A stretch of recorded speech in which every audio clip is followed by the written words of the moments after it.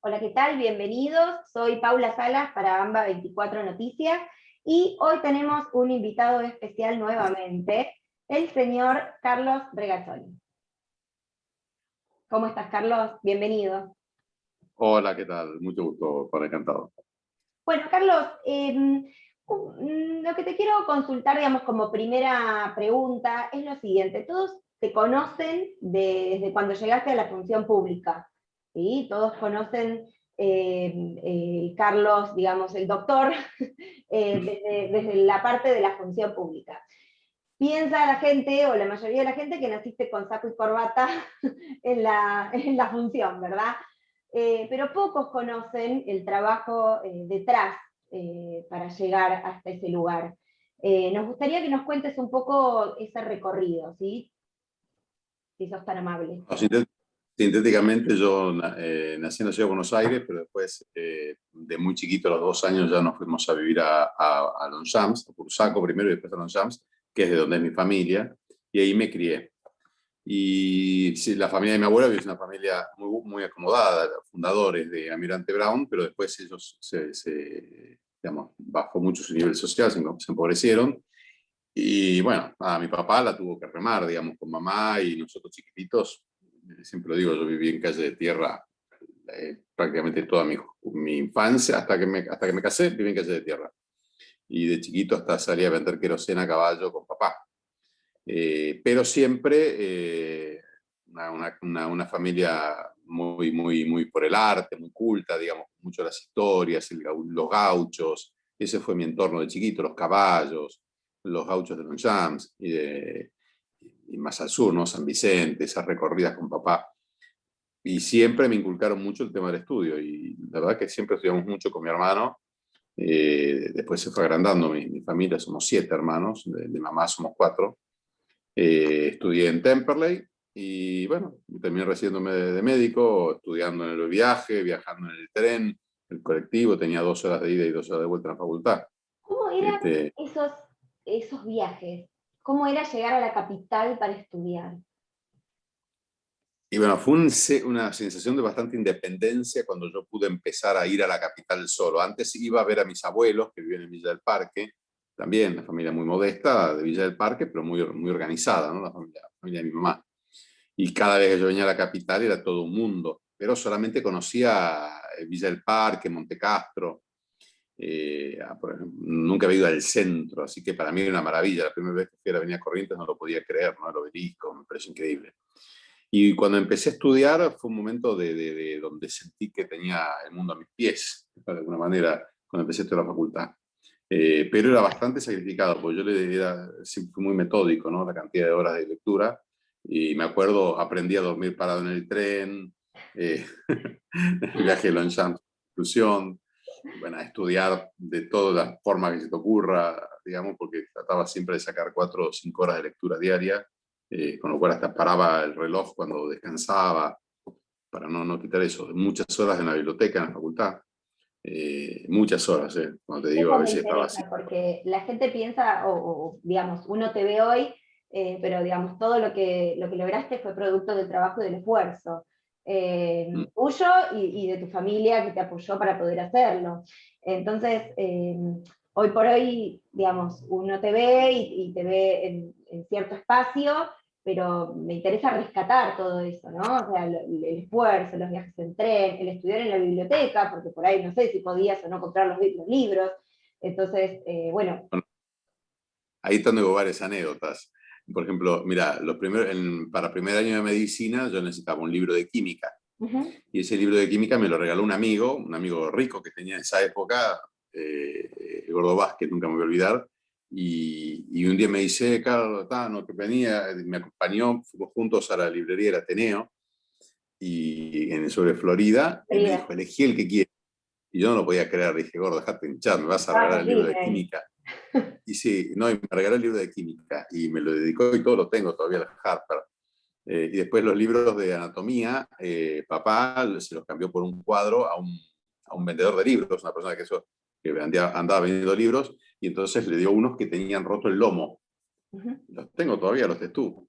Entonces, pues, para mí el compromiso de leerlos era triple, ¿entiendes? Porque sentía que esos libros habían costado un montón de plata y yo tenía todos los libros, ¿no? Entonces, mi orgullo era no leer del apunte, sino leer del libro. Claro. Y bueno, eso tomé muchas horas. Maravilloso. Carlos, ¿cómo fue criarse en un ambiente, digamos, vos me lo mencionabas antes, de puro arte? Porque todos sabemos quién fue tu padre. Claro, papá a los 30 o sea, papá primero tuvo, nosotros éramos chiquitos y él empieza a ir a la Escuela de Bellas Artes. Entonces en casa, él además vendía querosén y vendía lubricantes. Y teníamos un reparto de querosén en la puerta de casa, en la calle Ferrando, en Longchamps. Y esto te digo, era el 73, 73, 74, yo era muy chiquito. Y 1973, 1974, últimos días de Perón. Y, y entonces, papá empezó a estudiar Bellas Artes y entonces empieza a traer a casa todo el material de estudio, los grabados, los aguafuertes, el pastel, la carbonilla, y empezamos con mi hermano, que teníamos él 4 y yo 5 años, en casa a practicar con todas esas técnicas. Wow. Y a ver los libros de arte, ¿no? Me acuerdo siempre, papá compró la colección Los Impresionistas, y que fue muy influyente en él.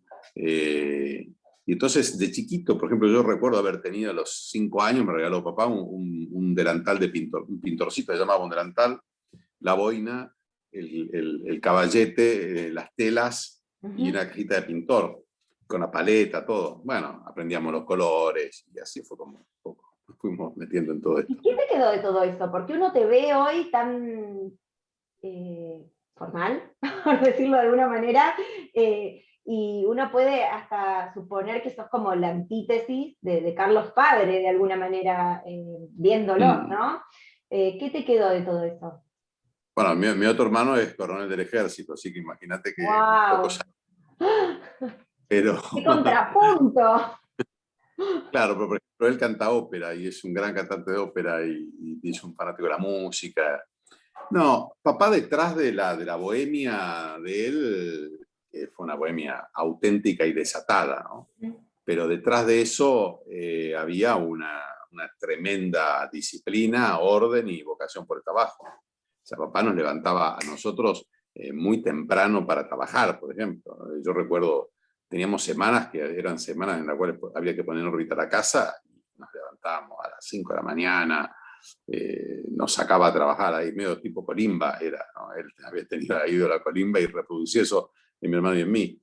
Así que te diría que hay que entender un poco también al artista, ¿eh? Era una máquina, papá, una máquina de trabajar y muy disciplinado. Te criaste con papá y mamá juntos en tu casa, o sea, te criaste Sí, con toda la familia. sí, mamá era un ángel, olvídate. No, se sabe poco de tu vida personal. Poco, sí, porque ya, pero mamá murió joven, ya tenía 56 años cuando murió, 57, pero era un ángel, o sea, era algo así, una mujer abnegada, de esas, típica trabajadora. Bueno, de ella tengo tantas anécdotas también, cuando empezó a vender Avon, productos Avon, después productos Mary Kay, la peleaba, ¿no? Imagínate que en Sí, por casa había que supuesto. se corría la coneja y para ella era todo un mundo también. Yo lo veo cuando empezó a vender esos productos y se contactaba con las grandes corporaciones. Bueno, en casa con mi hermano la expectativa cuando llegaba una vez por mes un camión, un flete, un camioncito que traía los regalos que le hacían por las ventas. Claro. Entonces, bueno, nada, llegaban las ollas, ¿viste? Los colchones, venían regalos que le hacían por ventas. Ese sistema. Hermoso recuerdo. ¿Y cómo Eh, fue la decisión de dedicarte a los mayores? O sea, de sí, profundizar con los mayores. mira, fue un poco la profesión misma te va llevando. Yo me formé como médico y cuando después hice la residencia la hice en clínicas. Y la realidad es que la mayor, yo no es que específicamente elegí atender mayores, al contrario, ¿no? Digamos, he tenido y tengo pacientes de todas las edades. Eso se dio un poco por la formación. La mayoría de los pacientes graves son pacientes grandes. O sea, la enfermedad se agolpa en la cantidad en las edades mayores, ¿no? Y por eso es que un poco me dediqué a eso, pero la realidad es que yo me considero un médico clínico, siempre lo dije, soy un médico, un internista, como decimos en el hospital de clínica, me formé ahí, esa fue mi vocación. Nuestra experticia es el paciente sin diagnóstico, o sea, somos grandes diagnosticadores, Sí. y después el paciente con múltiples funciones comprometidas, que es el otro espectro del clínico. En el medio el especialista es mejor que el clínico siempre. Seguís ejerciendo. Sí, sí, sí.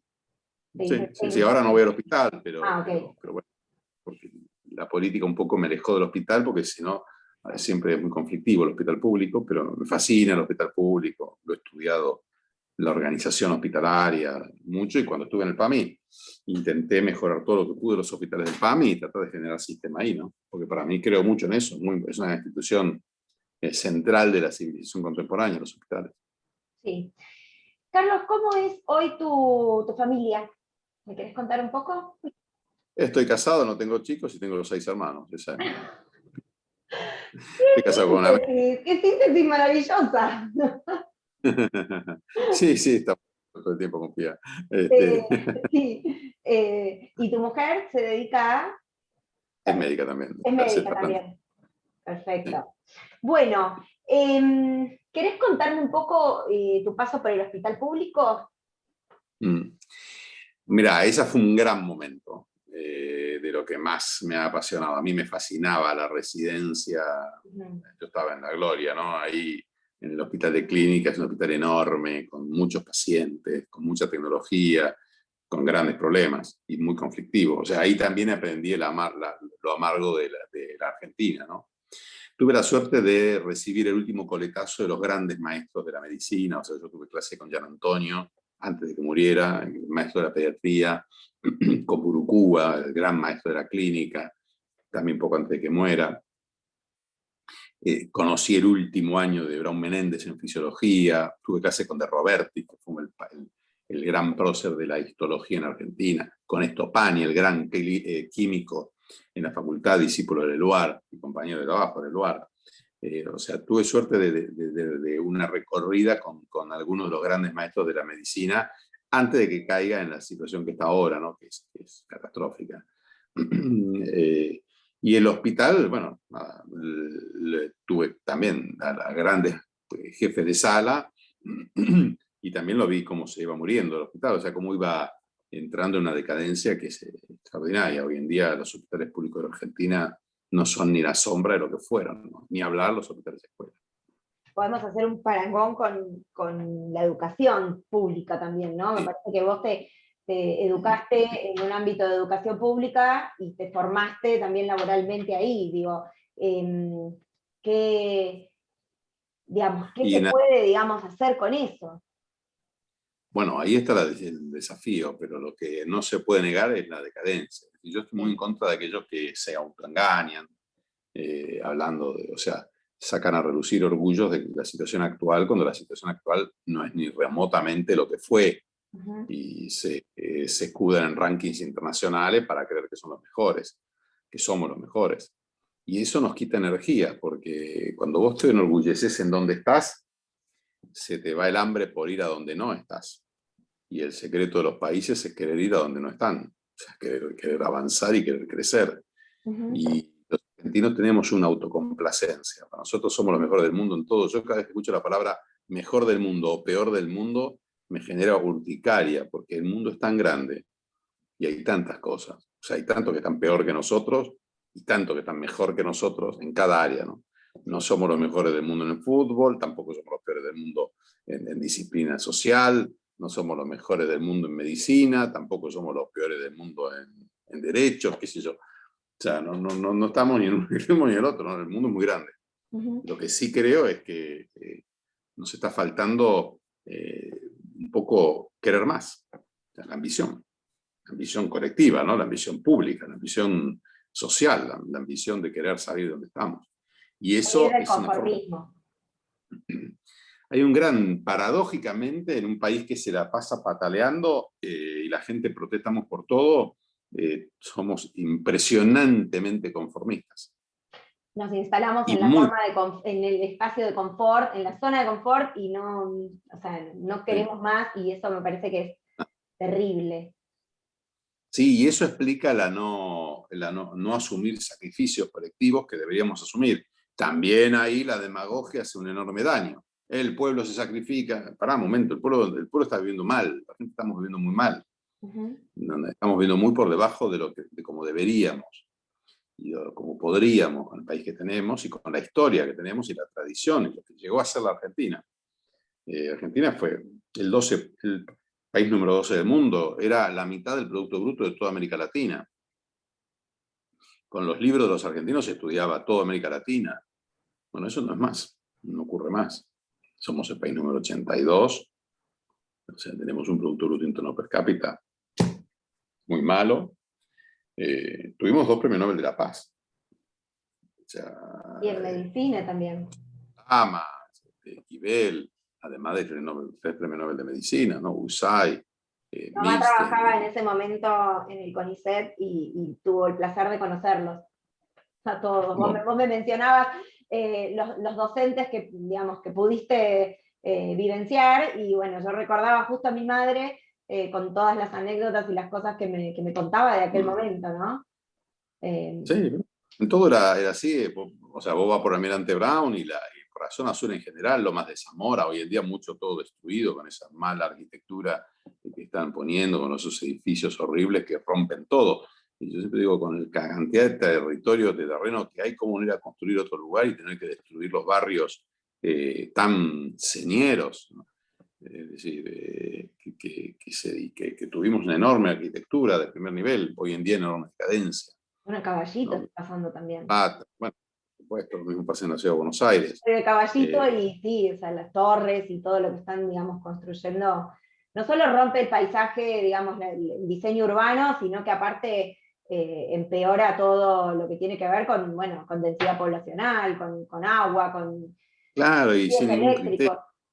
¿no? Eso, sin ningún criterio, no hay ningún criterio estético, ni ningún criterio arquitectónico. No sé.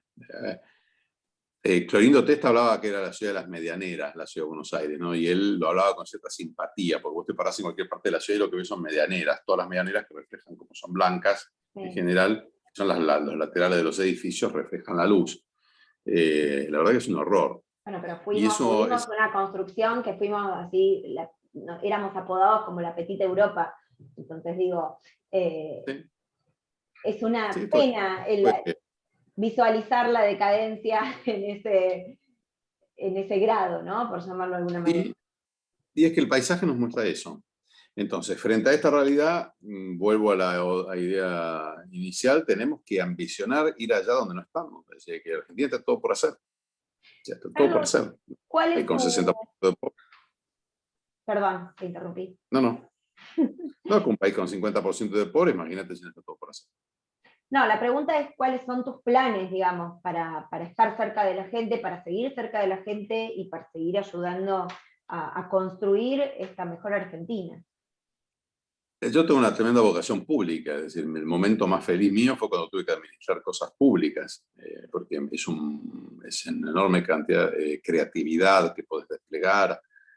Además manejas muchas cosas a la vez, las crisis públicas, la administración como disciplina, como ciencia que me fascina, el contacto con la gente, los resultados concretos. O sea, yo aprendí mucho en los diferentes cargos que tuve y siempre lo hice con enorme pasión. Así que mi vocación es trabajar en lo público y hacer política, o sea, tratar de crecer políticamente.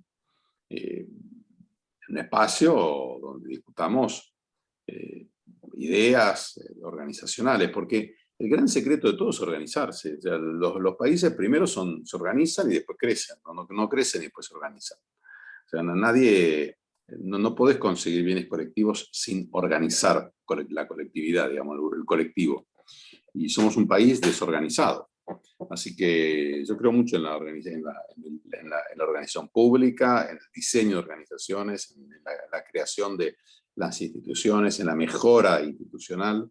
Es la única herramienta que permite canalizar la energía que existe. O sea, somos 45 millones de personas que estamos rebotando uno contra el otro y no logramos los bienes públicos que hacen falta por problemas de organizarnos. la corrupción es también un problema de organización. Solo la organización resuelve la corrupción. No lo resuelve la moral, porque no hay forma de moralizar a 45 millones de personas con el mismo canon moral. Ningún país lo ha podido hacer. Han sido experimentos que duraron muy poco tiempo y son malísimos, además, porque cuando vos querés uniformar, entonces eso se logra con organización social. Y ahí está el gran desafío. ¿Y cuáles son tus planes en lo inmediato, digamos, en el mediano plazo? Bueno, ahora tenemos elecciones. Uh-huh. A mí me gustaría, o sea, voy a ver si existe la posibilidad de sumar de las elecciones. Se verá dónde. Hay experiencias que ya tuve y que no me parece que sea sano repetirlas, porque uno tiene que ir creciendo. O sea, yo estoy en la etapa de la vida en la cual hay que crecer. Pero mi idea es trabajar, ayudar y se verá.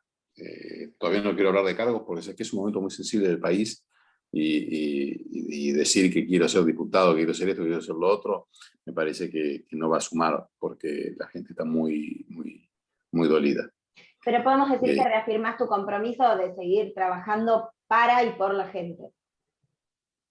Sí, yo nací para esto. Desde el primer día que tengo uso de razón, que hice algo, siempre vibré con el Estado y nunca me identifiqué con nada que no fuese mi país y mi Estado. O sea, para mí la bandera fue siempre sagrada, el himno nacional, vibro con eso, la historia argentina me fascina, me indigna la injusticia y siento que puedo hacer algo para resolverla.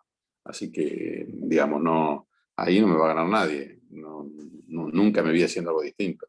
Cuando estudié medicina, cuando estudié lo que estudié, la cantidad de cosas que estudié, de idioma, de esto, del otro, siempre pensé trabajando para el país y desde un rol institucional. O sea, yo quiero tener un rol institucional, no hay otra. Y lo voy a hacer, digamos, porque digamos, para eso estoy en el mundo. Así que si no lo hago, no estaría cumpliendo con lo que quiero. No, acá no.